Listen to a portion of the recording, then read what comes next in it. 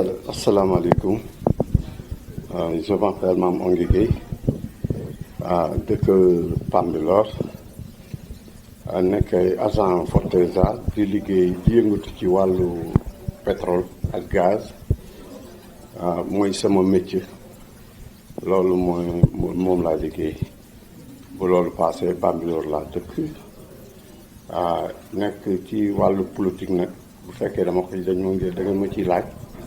maa ngi yëngatu ci parti bu ñuy wax parti démocratique sénégalais bi nga xamante ne mooy premier parti d'opposition bu Sénégal foofu laa milité ci parti boobu laa nekk ba tey jii man je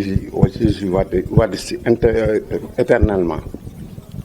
yàlla dogal na nag maa ngi dëkk Bambilor jafe-jafe Bambilor nag man na tax musuma ànd ak nit ci politique moo tax ma ànd ak nit tey ci politique beneen dem ci beneen entité bu bokkul ak entité PDS bi ñu ma xamee quoi muy ci élection locale yi te loolu élection locale yi ñoo ko waral parce que élection locale kenn ku ne xam na ne affaire gox la daal waaw bu fekkee ci mbir moomu ngeen may woo mbala développement politique bi mbala dëkkuwaay bi mbala sama wàllu métier donc pare naa pour tontu leen ci question bi ngeen ma laaj di leen sant di leen gërëm yéen Zone 7 TV bi nga xamante ne yombaleel ngeen ma opportunité bi ba ma mën a expérimenté wu ci kanamu askanu Bambilor parce que mën na am ñu bari xamuñu bëgg nañu xam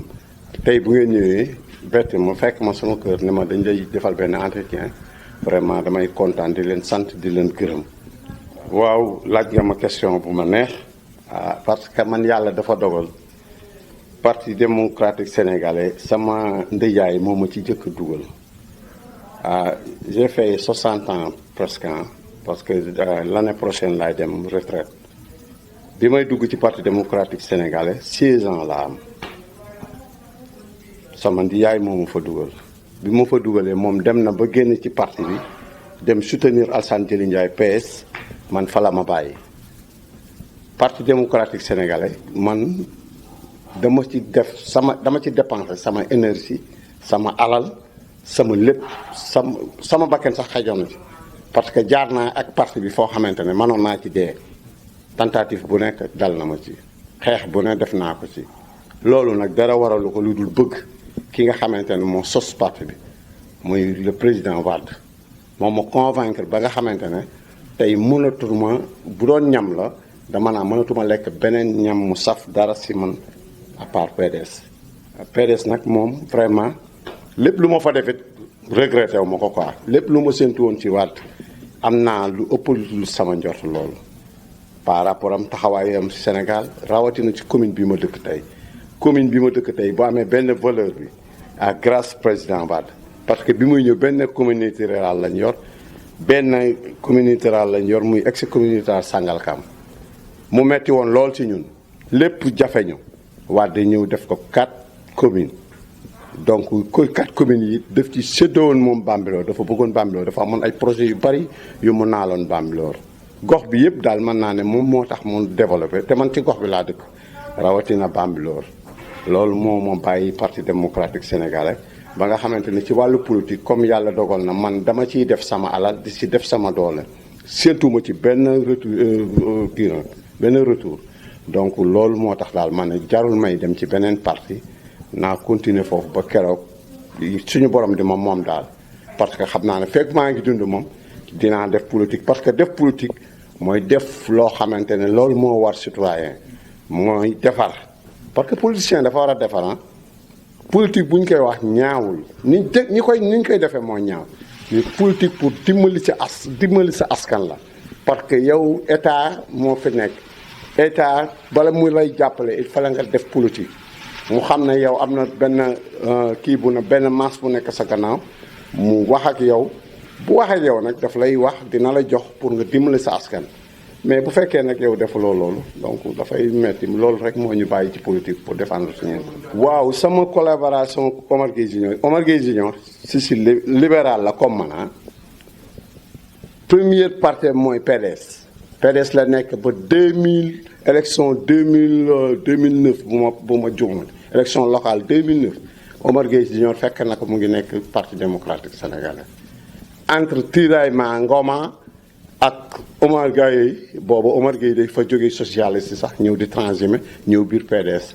bi mu ñëwee mu gis ak ñoom Ibrahima Diagne comme Ibrahima Diagne moo doon doyen parti bi donc waxtaan ak moom en tant que intellectuel te paa yi ñoom comme jànguñu woon paa yi jël ko tungoom ko yóbbu ko présenté ko Wade boobu aéroport bi tey Blaise Diagne bi tey boobu dañ koy teg première pierre fa la ko paa Ibrahima Diagne présenté Omar Gueye donc veille yooyu ñu dem élection donc Omar Gueye jël langue boppam quoi te boobu Idriss Seck moo fa nekk jël yoonu boppam élection yooyu dama ne ñun ñoo ko gañe woon waa parti démocratique Sénégal ñoo ko gañe woon mais ci la Omar Gueye jëkk a nekk PCR bu Sangalkam parce que dañu dem ba ci biir booba du woon universel suffrage universel booba dafa doonoon élection yoo xamante ne conseils yi ñooy fal xam nga tey élection yi ñu nekk nii yu local yi doon yi dafa changé quoi askan bi ñooy fal quoi mais booba demeewul noonu booba conseils yi ñoo doon fal ñun ñu amoon 17 conseillers PS amoon 4 conseillers ak ñaari conseillers asi affaire yooyu Omar Gueye nag ñooñu la dem collaborer la moom ci 4 conseillers PS yi la woon moom la woon Ndiène Diop ak Libaas Ndiir Diène ak fàtte naa pour ma bañ guddul quoi mais boobu noonu la demee woon ñoom ñu daal di kii nag rébellé wu ci biir parti bi te boobu ñoom ñu ngi ci parti démocratique Sénégal ak gannaaw ba ñu leen présenté Wade léegi nag si lañ dem élection yooyu comme ñun amoon na tiraillement suñu diggante entre Ngoma ak ñoom Khalifa Khouma affaire yooyu donc bi ko Omar Gueye yéegee ci guddi googu donc la dem gis yenn conseil PDS yi ñooñu rallier dem ànd ak moom quoi ànd ak ñoom Ibrahima Diagne ak affaire yooyu waaw xam nga rek ak politique ni muy demee achat de conscience yi nga xam ne moom la gars yi def mu donc conseil yu bari dem ànd ak moom mu nekk ki Omar Gueye nag bi yooyu passé Omar Gueye Junior bi loolu passé nag après si la ko kantaa comme il est di déeni Biram Ndaw si la ko Omar Gueye bële bu Sangalkam contacté bi mu ko contacté ñu ànd loolu sax mu indi turu Omar Gueye Junior bi mais Omar Gueye Junior tuddul Omar Gueye Junior Mandione Laye lañ ko tudde Seyna Mandione lañ ko tudde ñu koy wax Mandione Laye mais quant à comme demoon na rejoindre Omar Gueye foofu la ko Omar Gueye ne ko comme yow léegi da nga ñëw ñu ànd politique comme man maay Omar Gueye sama tur sama toomaa nga donc da ngay ñëw léegi man yow yaay Omar Gueye Junior man maay Omar Gueye Senior quoi loolu moo waral indi turu Omar Gueye Junior bi kon kooku maak moom ñoo bokk fu ñu nàmpe ci politique mais yàlla dogal loolu moo boole ko Omar Gueye nag ñu ànd di dem ba mu yàgg mu yàgg mujj nañ tàggoo mais nag bi muy nekk benn Siggil Sénégal boobu moo Omar Gueye ñu àndoon dañoo am ay seeni problème nekk na fi président délégation spéciale après mu bàyyi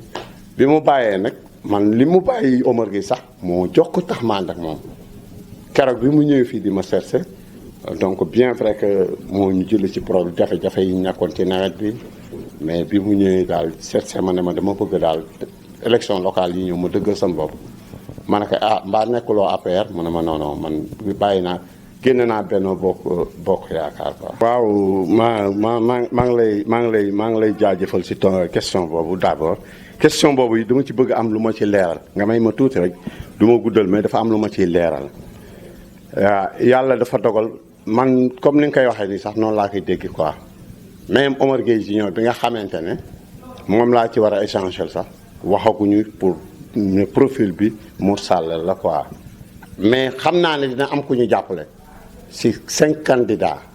la ñu tegoon profil boobu comme ñuy opposant sauf parti au pouvoir mooy Ndiaye bi le maire bi fi nekk monsieur Ndiaye Diop donc lu may arriéraat nag bu ma la waxee lu leerale loolu ba pare entre Omar Gueye Junior ak Mor Sall Omar Gueye Junior ak Mor Sall man dama leen fekk ñuy def ànd seen politique vision bi muy dem yaakaar naa ne Omar Gueye Junior moo jiitoon mais Mor Sall moo jiitoon mais Omar Gueye Junior presque moo ci ëppoon doole donc ñu ànd noonu ci politique ñoom booba ñu ngi seen Benno Bokk Yaakaar dem nañ nag ba moom génn na fa bi mu fa génnee comme lii fi waral tey nag élection yi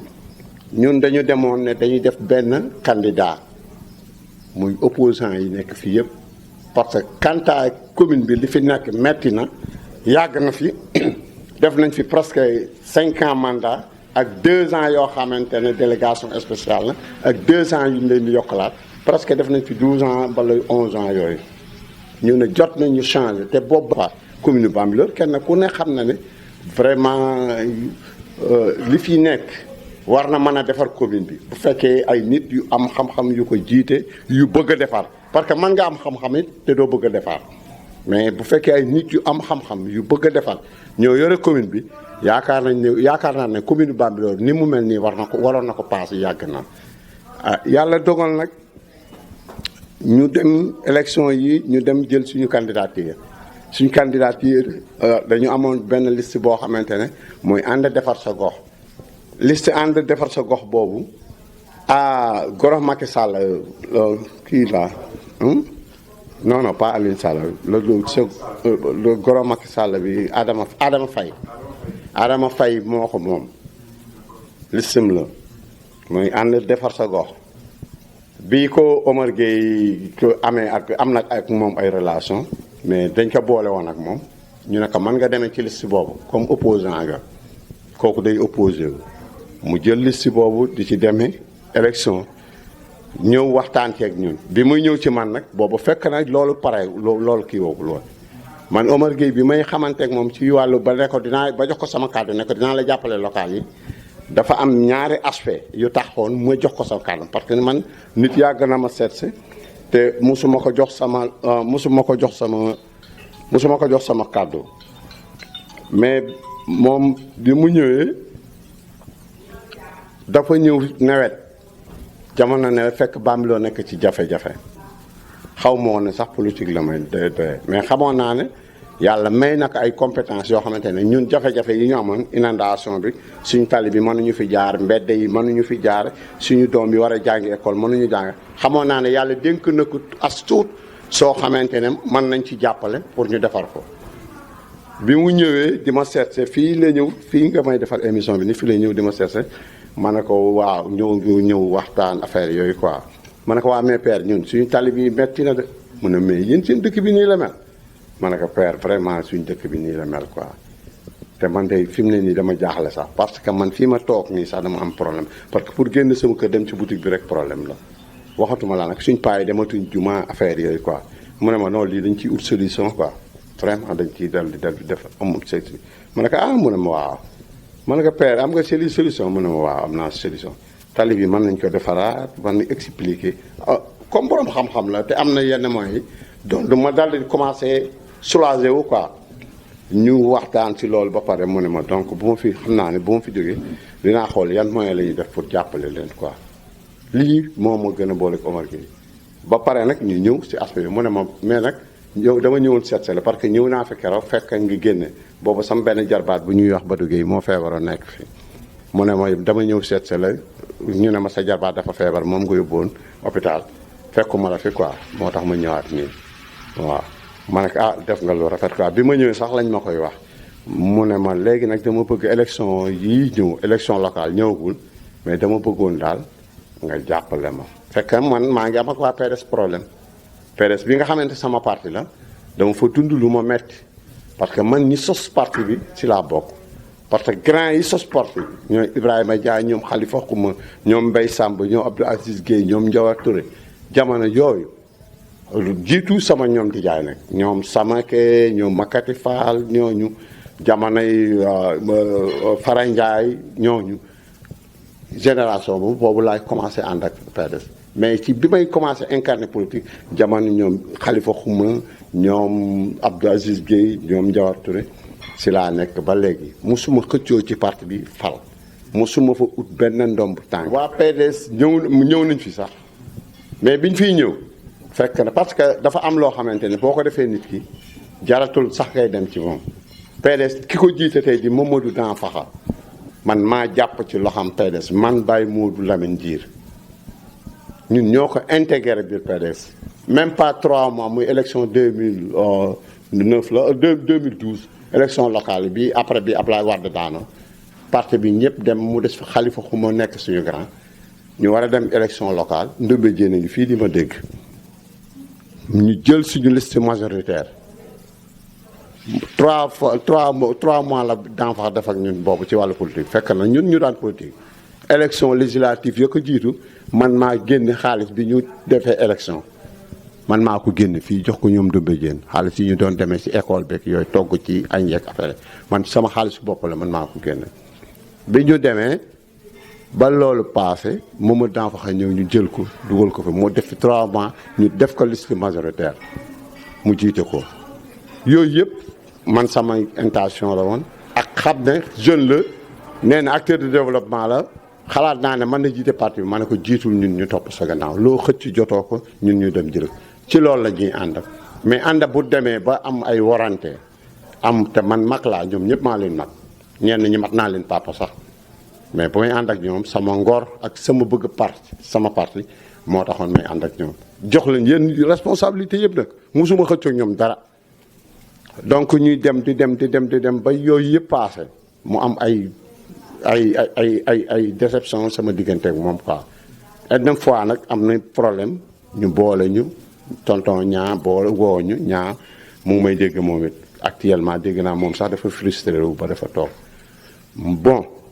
donc ñuy def noonu ba si mu yàgg daal ma xam ne man mag laa quoi am na yoo xam ne mënatuma ko quoi te li ci ëpp mooy que dama ko ne Mamadou man jàpp naa ne looy doon ci parti bi base bi ñoo lay fal kaay fii si base bi ñu liggéey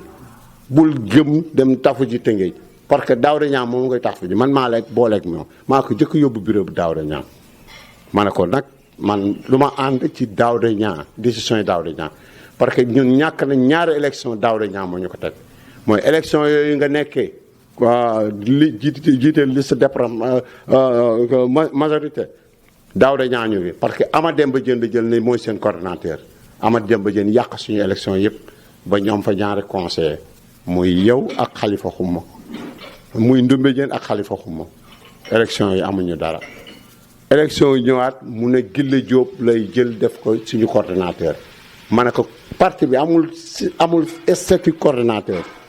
parti démocratique sénégalais ay section la da ngay jaay carte def sa monte secteur bu nekk 60 personnes la woon jamono boobu secteur yi ñooy dajaloo ñooy fal président ak vice président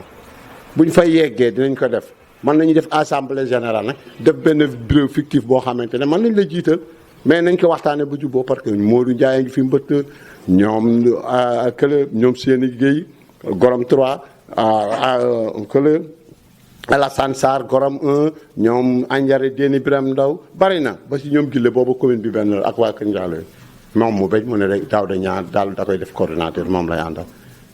lii ma tàggaleeg moom loolu moo ma tàggaleeg ñoom ma ne ko comme Daouda Niang daf lay def coordonnateur nag man liggéeyuma noonu quoi man li may def lu nekk ci base bi laa koy defee bu base bi ne diw mooy jëp man utuma jiitu mais nag lépp lu may def it képp ku may àndal si yoon la ñuy àndal loolu moo ma tàggale ak Mamadou Dampakha ma toog jàpp sama njàmbur après si la Omar Gueye ñëw Omar Gueye di sama rakku papa mais rakku papa bi dama ko teg fële développement Bambilor laa gisoon mu ñëw jàppale ma ci Bambilor ci jafe-jafe yooyu ñu nekkoon defar tali bi defar mbedd yi defar kii mu ne ma te boobu daf ma jox kàddoom ne ma dinaa ko def dans la semaine ma ne ko incha allah mu ne ma nag élection locale yi ñëw dama bëgg samp sama ndënd bopp ma ne ko boo sampee sa ndënd bopp boo dëggalee sa bopp demoo APR ànd ak Omar Gueye Sangalkam dinaa la jàppale man onge parce que nekkuma fenn PDS laa bokkoon mais bu élection yi ñëw sax damay boycotté du ma wate parce que aw ma fa la ma neex quoi lii moo ma boole Omar Gueye Junior waaw Omar Gueye Junior actuellement xam naa ne d'ici bu ko waxul tey suba dina ko wax ñu ngi woon ci conseil wax naa la ko fii léegi bi ñuy waxtaan xam nga nit bu fekkee dañoo jël ay nit bu fekkee dañoo jël seen kàddu ak seen jëmm jox la yow ngay doomu aadama comme ñoom ëppoo leen xam-xam ëppoo leen xel dàqoo leen politique amaana ñu la dàq politique ñu la ëpp xam-xam ñu nga fa ñoom ñépp kenn ku ne am foo nekkoon ak benn mouvement bu ñuy wax MBD mu am ay cadres yu bari ay enseignants lu ne ngi ci biir ñoo ñëpp am na fu ñu nekkoon dañu ko bàyyi parce que comportement Omar Gueye Junior moo xëcc ñëpp boo gisee masse politique bi mu am ci diiran bi nga xamante ne bi mu jógee presque bii mooy première locale am boobu mu taxaw samp ndëndëm mais presque tey dama ne li tax ñu téye listim sax mooy ragal ko moo tax parce que ñaari sortie lañ fi def muy samedi dimanche kañak la ñu def sortie ñëw tëje ko Bambilor affaire yi yegg présidence mais suñu liste départementale yëg ngeen a jàll la suñu liste départementale dañ ko bàyyi mu dem suñu liste locale ñu téye ko kon kañ xam nga ne loolu ay mbir la ay xeex la donc lan moo tax nag ñu xeex ko mooy xam nañ ne bu demoon élection locale day jël commune bi ci Ndiéne Diop parce que mate na ko ci côté yëpp parce que Ndiéne Diop nag kenn ku ne xam na ne bu fekkee lii tax ñu fal ko mooy du jàng du xam-xam bu ñuy wax mbala nangam amaana juddu la mbokk ñëpp la ba man mii wax ak yow sama mbokk la te lébu dafa bëgg mbokkam bii ñu demee ba mu war a falu moom yaakaar naa ne xeex ak Omar Gueye moo tax mu falu mais bu continué woon ànd ak Omar Gueye du falu bi mu ànd tàggoog Omar Gueye nag lébu yëpp sotle ko ku ànd ak moom ak ku àndal ak moom ba yàlla def mu jël commune bi en même temps mu nekk fi député maire. waaw man de li may lancé dëkk bi daal mooy que ñu xam ne Thiène Gorom Bambilor Kër Ndiaye Lo ñun ñëpp benn lañu benn dëkk la boo xamante ne bu fi xew-xew amee budul bu jàmm ñëpp ngay gis ñu taxawandoo kon yaakaar naa ne ñun ñëpp ñoo bokk benn bëgg-bëgg ñoo bokk benn ay mbokk lañ ñun ñëpp avant tout politique nag même budul mbokk sax jarul rayante jarul xeex politique argument la du xeex nit ku amul argument rek mooy xeex ñii fi nekk tey ñoom ñu yore pouvoir bi muy camp monsieur le maire Ndiaye Diop tey ñoom seen campagne lan la war a nekk mooy bilan lañ ñu waroon jox waruñu woon wax leen tey lu dul bilan. maire pendant tant d'années ñu ngi fii suñu bilan nag mooy lii def nañ lii def nañ lii def nañ lii def nañ lii def nañ lii bu ko askan wi bu doyee askan wi ñu falaat leen bu fekkee convaincre ñu askan bi ñu fal keneen ñeneen ñii ñëw nag di opposant ñoom lan mooy seen programme lan moo war a nekk seen programme mooy que ñoom dañoo war a ñëw indi programme bu leer ci bopp askan wi bu ma ñëwee askan wi li ngeen may dégg dama leen di laaj seen kàddu mais lii laa leen bëgg a defal lii laa leen bëgg a defal lii laa leen bëgg a defal lii laa leen bëgg a defal loolu yaakaar naa mooy campagne loolu nag amul xeex warul mën a am xeex warul mën a amante sax wax yu ñaaw mu di politique fi ma ci tollu nii ak at yi ma am rus naa ci wax Ndiéne Diop démb fii lañ taxaw ma koy draay na ko yow campagne ñoo ma mu ne ma non man samay jabar laay campagne yow dama la campagne parce que ñoo bokk lépp man ak moom donc aw ma dara lu bon lu ma koy yéene mais nag jàpp naa ne li ñu ko dénk askan bi moom ko ni mu ko waroon defee ko noonu kooku moom dama ko koy wax bu ma koy toogee ci télé bi dama koy wax bu ma jàkkaarloog moom dama ko koy wax xëj na nag loolu moom am na ci part de responsabilité mais entourage am nañ ci part de responsabilité parce que un leader dafa war a am entourage buy baax moo lay may nga am communication bu baax moo lay may boo tegee sa tànk ci wàllu liggéey foo xamante ne du noonu ñu ne la fi nga teg du noonu te yaakaar naa ne njiit noonu lay def mais moom tey lépp lu ko waay mën a rapproché mooy gestion moo baaxul mais man jàpp naa ne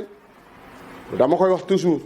man du ma jetal kenn fleur mais nit ku nekk li ma xam si yow loolu laay wax bu doon xool la ñuy fay ci politique tey dama la naa Ndiéne Diop kon du fi jóge ci politique. daal maa ngi ñaan ñëpp daal ñu dal yéenante jàmm xam ne politique bi day jàll après ñun ñoo fiy des yàlla na ci yàlla def jàmm di sant waa Bambilor di wax waa Bambilor aw ma seen fay di sant ñëpp di gërëm ñëpp di wax ne nag wax ji bu fekkee am na lenn lu ci gaañ doomu aadama maa ngi koy jéggalu séentu ma ci woon loolu bu fekkee nag lépp yàlla dogal na lépp jub na nekk na njariñ bu yiw bu ci am yàlla naa ko bokk ak askan bi yëpp di leen sant di leen gërëm